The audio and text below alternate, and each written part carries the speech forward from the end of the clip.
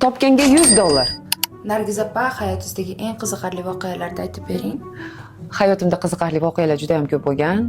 Eng esda qoladigan bu meni mishig'im yo'qolgani bo'lgan.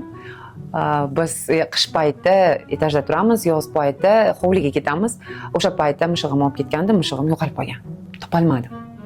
Keyin xo'jayinimdan berkitib, 102 ga telefon qilib ariza berdim. Ariza bergandan keyin sразу uchastkovoy menga telefon qildi-da, "Opam mishig'ingiz yo'qolibdi" deyishdi. "Qayerda yo'qoldi?" dedi. "Men hovlida" dedim. Shu mahal ular bilan gaplashayotganimda xo'jayinim orqamda turgan ekanlar-da, "Telefonni qo'yishimga tinchlikmi?" dedilar. Men aytdimki, 102 ga berdim. Shunaqa mishig'im yo'qoldi debsam, "Nimaga bunaqa qilasiz? Sharmanda qilib odamni" dedilar. 102 ga telefon qilishga ham bordim-da, chunki u mishig'im meni kichkina farzandim Ramzanchik bilan teng edi, 8 yil birga katta bo'lgan edi. Va nihoyatda uchastkovoy menga telefon qildi. Xo'jayinimdan so'kishganimdan keyin, "Bo'ldi ukajon, mishig'im topildi" desam, "Kelib ariza yozib ketasiz" dedi. "Mishig'ingizni iloji bo'lsa ko'rsatib ketasiz" dedi. Keyin mishig'im eski rasman bor edi, raspechatist qildim, ariza berdim, mishig'im topildi deb. Oradan bir hafta o'tdi, umuman mishig'im hech qayerda yo'q. Oxiri Facebookga berdim, mana bunaqa объявлениyalar chiqartirdim. Mishig'imni topganga $100 beraman dedim.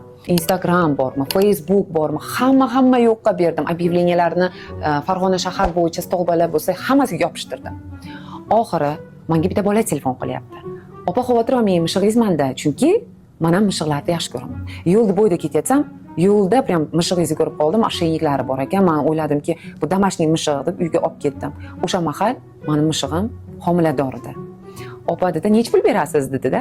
$100 desam, "Yo'q opa, menga pulingiz kerak emas" dedi. "Menga bitta farzandini bering" dedi. "Shu mishiqchasini bering" dedi. "Xo'p, bo'pti" dedim-da. Keyin Daisy keldi. Tug'di esalomon, uni bitta bolachasini berdim. Shu eng qiziqarli voqea menga shu bo'lgan. Ayniqsa mishig'imni oqtaraman deb 102 ga telefon qilganim eng qiziq bo'lgan men uchun.